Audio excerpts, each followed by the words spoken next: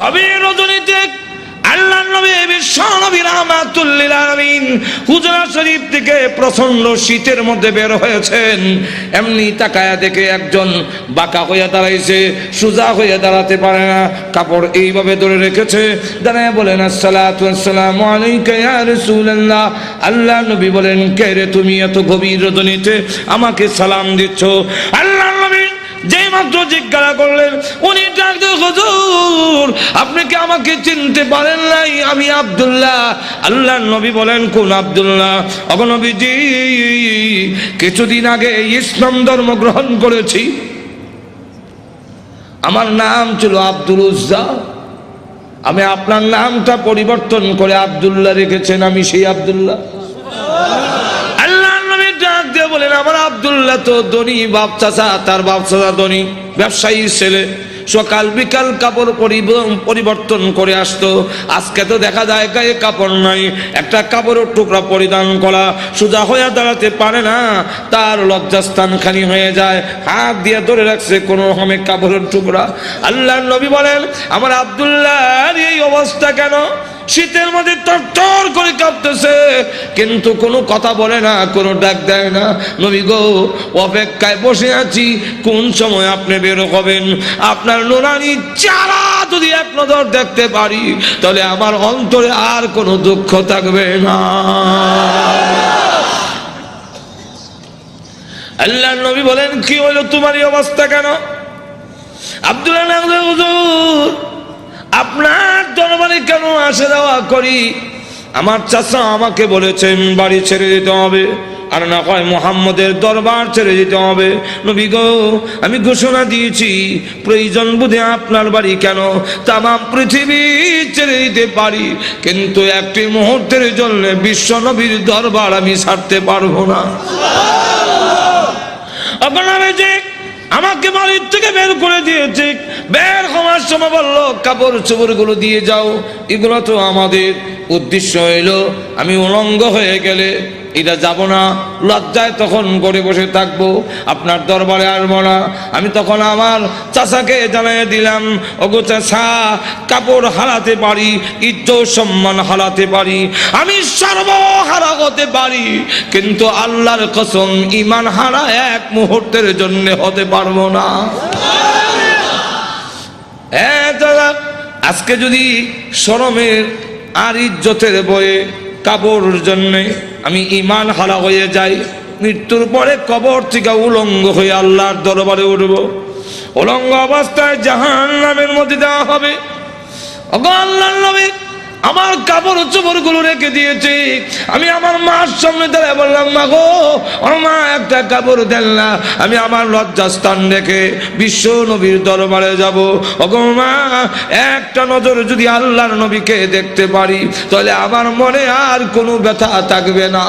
এই বলে হুজুর আমার মা একটা কাপড় দিয়েছেন, কোন রকমের লজ্জাস্থান রেখে আপনার হুজুরের সামনে এসে বসে আছি। কোন সময় আপনি বের হবেন, আপনার চেহারা মুবারক একটা নজর দেখার জন্য বসে আছি। নবীজি তার করুণ কাহিনী শুনে বিশ্ব নবী পর্যন্ত চোখের পানি রাখতে পারলেন। আল্লাহ নবী ডাক দিয়ে বলেন, আব্দুল্লাহ, আমার ঘরে আয়, হুজুরের শরীফে আয়, এই নে আমার ব্যবহারের দুইখান কাপড় তোরে দান করলাম। নবীজির দুইখানা কাপড়, ব্যবহারের কাপড়ের দাম আছে না নাই? এরপর থেকে আব্দুল্লাহ জুল বাগাদাইন হয়ে গেল। খালি আব্দুল্লাহ না, এমন টাইটেল লাগছে। আল্লাহ নবী একজন, আব্দুল্লাহ বল, তোর কোনো আকাঙ্ক্ষা আছে নি? আব্দুল্লাহ দাদা, হুজুর দুনিয়ার কোনো আকাঙ্ক্ষা নাই, আপনার কাছে আমার একটা দরখাস্ত। ওগো নবীজি, আপনি বলেছেন শাহাদাতের মরণ হইলে মরণের কষ্ট হয় না, আপনি বলেছেন শাহাদাতের মরণ হইলে কবর গেলে মুনকার নাকির আসে না, আপনি বলেছেন শহীদ হয়ে মরলে কিয়ামতের মাঠে কোনো হিসাব কিতাব হবে না, বিনা হিসাবে জান্নাতে যাবে। তাই আমার দরখাস্ত, ওগো নবীজি আপনি আল্লাহর কাছে বলুন আমার শাহাদাতের কামনা যেন মহান আল্লাহ কবুল করে নেন। নবীজি দোয়া করে দিলেন, দোয়া রসুলের দোয়া, হাত উঠাইতে দিদি আর তো কবুল হইতে। আল্লাহ নবী বিশ্ব নবী রাহমাতুল লিল আলামিন দোয়া করে দিলেন। এখন আব্দুল্লাহর জন্য দোয়া কেমন কবুল হয়ে গেছে। তবুকের যুদ্ধে গেলেন, কিন্তু তবুকের যুদ্ধটা হইল না, ফিরে আসবেন। আব্দুল্লাহ রাস্তার মধ্যে অসুস্থ হয়ে গেলেন, সেখানে তিনি ইন্তেকাল করলেন। আল্লাহ নবী ঘোষণা দিয়েছেন, আল্লাহর রাস্তায় যখন মানুষ বের হয়ে যায়, রাস্তায় মারা গেল শাহাদাতের সওয়াব তাকে দেওয়া হয়। আমার আব্দুল্লাহকে গোসল দাও, কাফন পরাও, আমি নিজে জানাজার নামাজ পড়াবো। নবীজি নিজে জানাজার নামাজ পড়াইয়া লাশ যখন কবরের দিকে নিয়ে যায়, নবীজি পিছনে পিছনে যায়। কবরের পার গেলে পড়ে ডাক দিয়ে বলেন, সাহাবীরা রে, কেউ কবরে নামবে না, আমি তার কবরে নামবো। নবীজি আব্দুল্লাহ রাদিয়াল্লাহু আনহুর কবরে নামে দুই কান হাত উপর দিকে বাড়ায় দিয়ে বলেন, রে আব্দুল্লাহ, সাহাবীরা দে লাশটা আমার হাতে দে। একটু জোরে কর না, দে আমার আব্দুল্লাহর লাশ আমার কোলে ছেড়ে দে।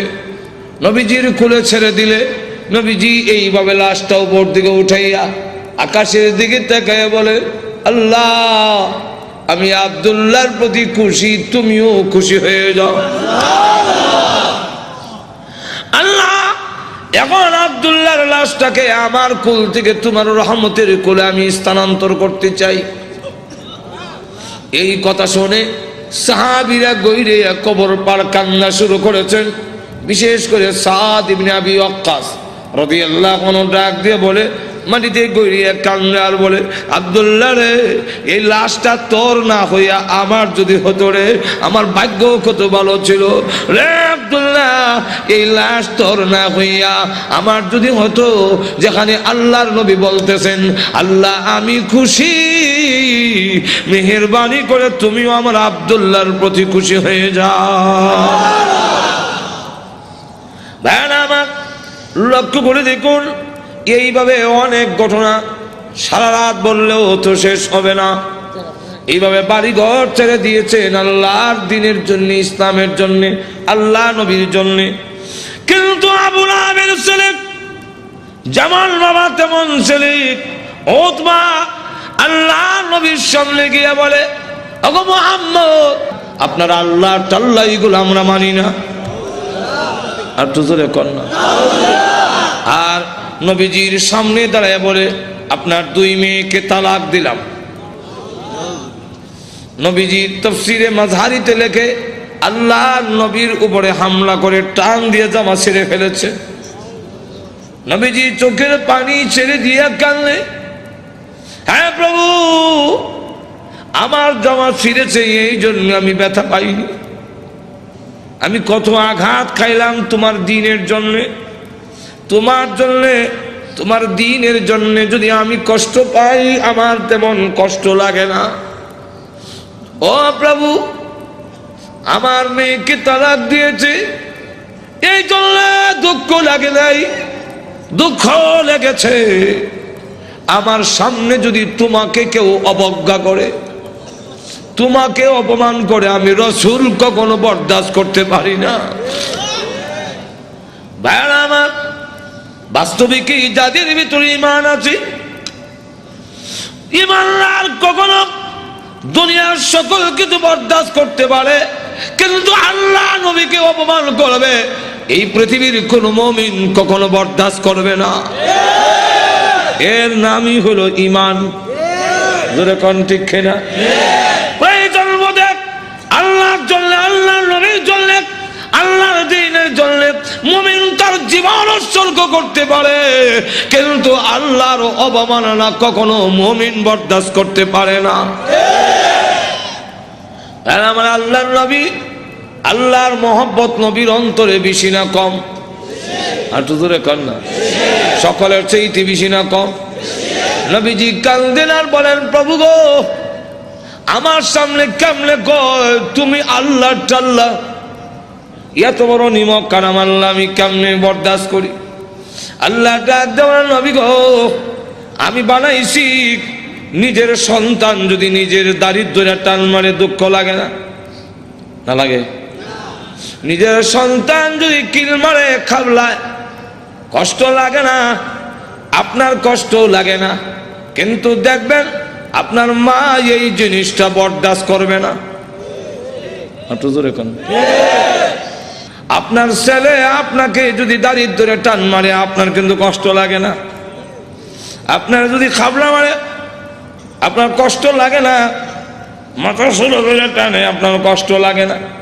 লাথি মারে কষ্ট লাগে না, কিন্তু আপনার মা যদি দেখে তখন বরদাস্ত করে না। দেখি তাহলে আল্লাহ ডাক দিয়ে বলেন, আমি বানাইছি মানুষ, এই মানুষ যদি আমার সাথে বিয়াদবি করে, আমাকে গালি দেয়, আমার বিরুদ্ধে বলে, এত আঘাত লাগে না, কিন্তু আমার নবীকে যদি কেউ কিছু কয় আমি আল্লাহ বরদাস্ত করি না। আমার নবীর বিয়াদব আমি আল্লাহ ছাড় দেই না। আমার নবীর গায়ে আঘাত করলে আমার কষ্ট লাগে। সে পাথর নিয়ে আপনাকে মারতে এসেছে, এই জন্য আমি আল্লাহ আয়াত নাযিল করে জানায়া দিলাম। নবীজি এখন বদদুয়া করেন, আল্লাহ তোমার কুকুর সমূহ থেকে একটা কুকুরের উপরে মুসাল্লাত করে দাও, চড়াইয়া দাও। আল্লাহ আবু লাহাবের ছেলে উতবার উপরে তুমি কুত্তা লাগায়া দাও। আল্লাহ নবীর দোয়া হোক বদদুয়া হোক, জবান থেকে বের হতে দেরি হয়, আল্লাহর দরবারে তা কবুল হইতে একটা মিনিট দেরি হয় না। আর না হয় উমর যেখানে তরবারি নিয়ে গেলেন নবীকে মারার জন্য, ঘুরে গেল আর একদিকে, ঘরের কাছে গিয়ে শুনে, সামনে গিয়ে শুনলো যে তোমার বোনের জামাই মুসলমান হয়ে গেছে। সেখানে গিয়ে যখন ঘরের সামনে দাঁড়াইছে, শুনে ঘরের ভিতর থেকে কোরআনের আওয়াজ আসে। হ্যাঁ, কিসের আওয়াজ? আস্তে আস্তে পড়তেছে, আউযু বিল্লাহি মিনাশ শাইতানির রাজীম। উমরকে কি পড়ে কলজা দিছিল না? বিসমিল্লাহির রহমানির রহিম।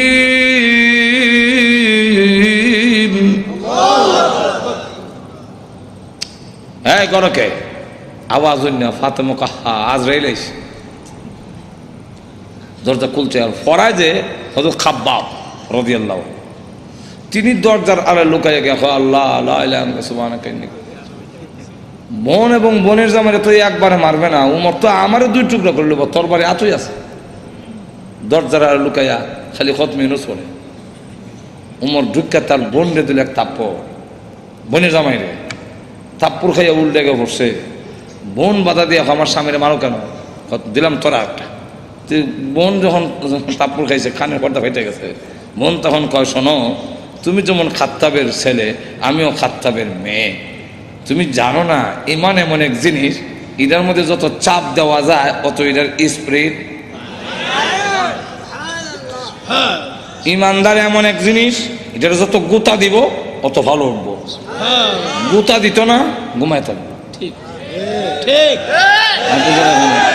চিড়িয়াখানা গেছে, দেখে চিড়িয়াখানা এক বেটা গিয়ে দেখে ফিঞ্জিরের ভিতরে রড দিয়া বাঘ তো আটকাইতেছে, দেখছেন না? তো চিড়িয়াখানার খানা এটা তো আর মুক্ত না, সে যেভাবে মুক্ত গরু ধরে খাইতো এভাবে তো আর খাইতে পারে না, সামান্য খাওয়ান ভাই সরু রয়েছে। তো ধর্ষণার্থী একজন দেখুন না, এক লোকটা কয়, এটা শুনছি বাঘ, এটা দিয়ে ছাগল। বাঘে না মানুষ দেখলে তর্জন গর্জন করে, এটা দিয়ে কিচ্ছু কয় না। তো দিছে সাথী দেখ গুতা নিবেদন করছেন খাওয়ান ঠিক ভাই হয় না করে রইছিলাম তোমার একটা গুড়া কিমরে কামড়া সিটি সেন্টার মোর গুতা দেশ করে জানোস না ভাগ গুতা দিলে হালটা উঠবো, যেমন গুতা দিছে এমনি কয় হাক হাক করে দেন খালিছে অন জুতা মুজা হাতে হালাই একটা দিছে দো জোরে কোন ঠিক কিনা।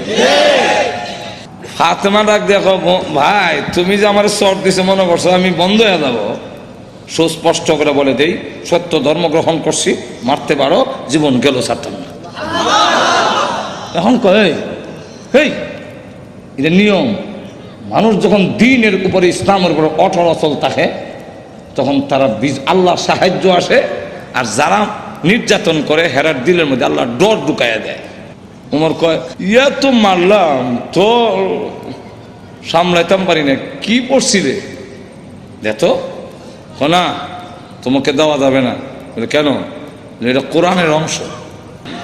ইন্নাহু লাকুরআনুন কারীম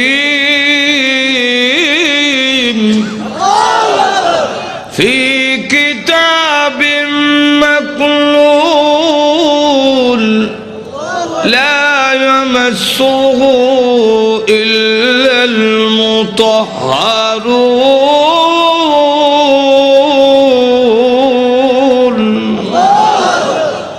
সম্মানিত কোরআন লোহে মাহফুজে সংরক্ষিত, এটা স্পর্শ করা যায় না অপবিত্র অবস্থায়। তখন কি করতে হবে? বলে গোসল করে আও, কাফেররা তো মুত্তা ফানি লয় না, তুমি মুত্তা পরিষ্কার হয়ে আও। দিছে এখন বেরাইছে কোরআন পড়ে, তাহা মা আনজালনা আলাইকাল কুরআনা লিতাশকা। পড়তে পড়তে যখন ওই আয়াত পর্যন্ত গেছে, ইন্নানি আনাল্লাহু লা ইলাহা ইল্লা আনা ফা'বুদনি।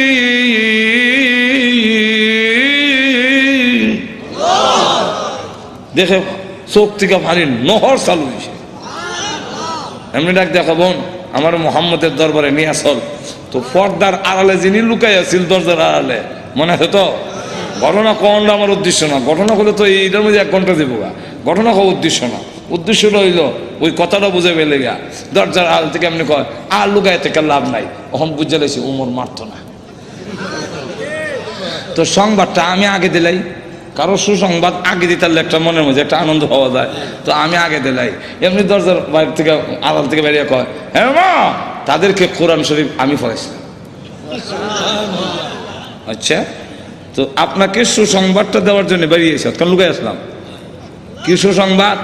বলে দারুল আরকাম, গোপন ঘাঁটি, যেখানে দিন প্রচার করা হয় লুকাই লুকাই এখান থেকে, যার নাম ছিল দারুল আরকাম। এই দারুল আরকামে গত রাত্রে আমি বিশ্ব নবীকে দোয়া করতে শুনছি। আল্লাহ রসুল বলছেন, আল্লাহুম্মা আইজ্জিল ইসলামা বি আহাদিল উমরাইন। আল্লাহ 2টা উমর থেকে একটা উমর ইসলামের ভিতরে এনে ইসলামের শক্তিশালী করে দাও। একটা হলো উমর ইবনুল খাত্তাব, আর একটা হলো উমর ইবনে হিশাম, যার টাইটেল হলো আবু জেহেল। আগে আসলে আবুল হেকম, এরও নাম উমর, আর এই আমিরুল মুমিনিন উনার নামও উমর। আল্লাহ রসুল বলেন, এই 2টা উমর থেকে একটা উমর আমারে দাও। আল্লাহ রাব্বুল আলামিন মনে হয় গত রাত্রের রসুলের দোয়াটা তোমার বেলায় কবুল হয়ে গেছে। কথাটা বুঝলেন তো? রসুল দোয়া করতে দেরি হয়, বোধ দোয়া হোক এরকম। তো এই অবস্থায় দোয়া যখন বোধ দোয়া হোক আর দোয়া হোক কবুল হয়ে যায়, রসুল যখন কইয়া দিলেন কুকুর সমূহ থেকে একটা কুকুর সরাইয়া দাও, এখন দেখেন কি হয়। আবুল আহাবের ছেলে উতবা, সে সিরিয়ার থেকে ব্যবসায়ী কাফেলা নিয়ে আসতেছে। রাস্তার এক জায়গার মধ্যে বিশ্রামের জন্যে তাদের গমের বস্তা, খেজুরের বস্তা তৈছে। এমনি দেখে পাহাড়ের টিলার মধ্যে একটা ভাগ বৈশা, খালি মাথা ঘুরাইয়া আবু লাহাবের ছেলে উতবারে ভালো করে দেখে, যেমন বোঝা যায় গোয়েন্দা অফিসার আসামি দেখতেছে। এমনি সে ডাক দিয়া কয়, ও আমার সাথীরা, বাঘ যেইভাবে আমার দিকে চায় এতে বোঝা যায় মুহাম্মদের বদদুয়া কবুল হয়ে গেছে।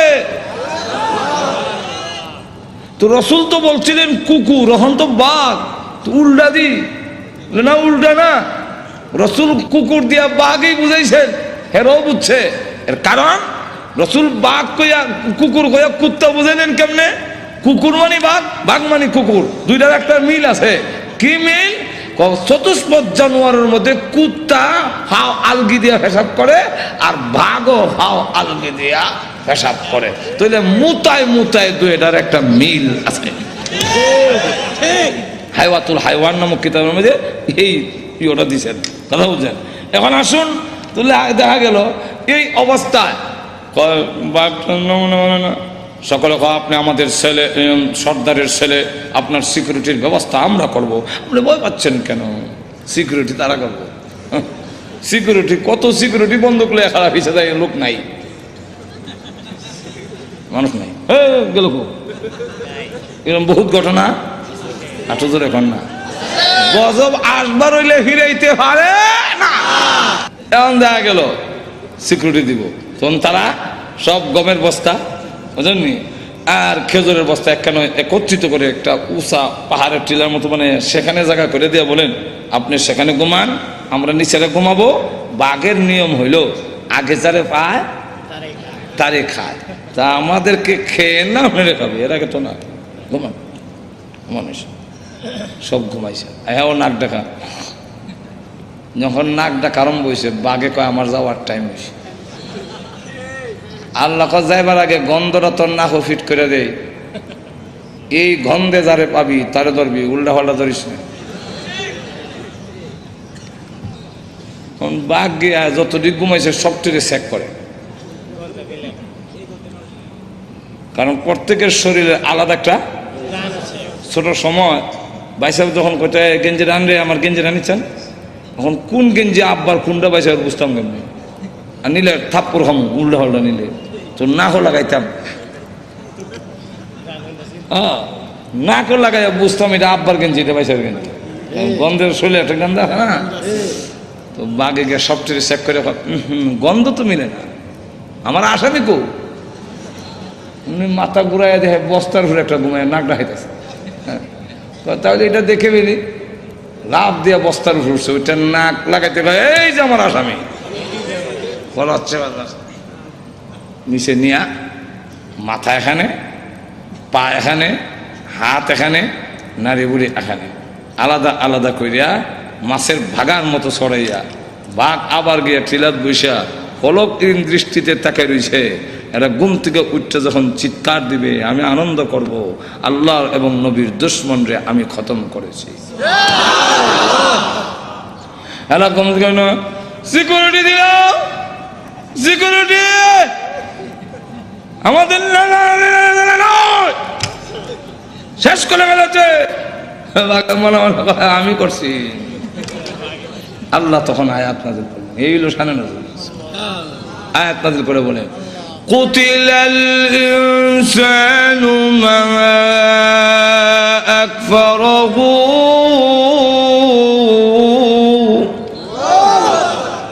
মানুষ ধ্বংস হয়েছে নি, আর তো জোরে কন রক্ষা করতে পারছে? আপনি আমিও ধ্বংস হব মরণের সময়, কেউ আমাদের রক্ষা করতে আর তো জোরে কন কাল্লা ইযা বালাগাতিত তারাকিয়া ওয়া কিলা মান রাক,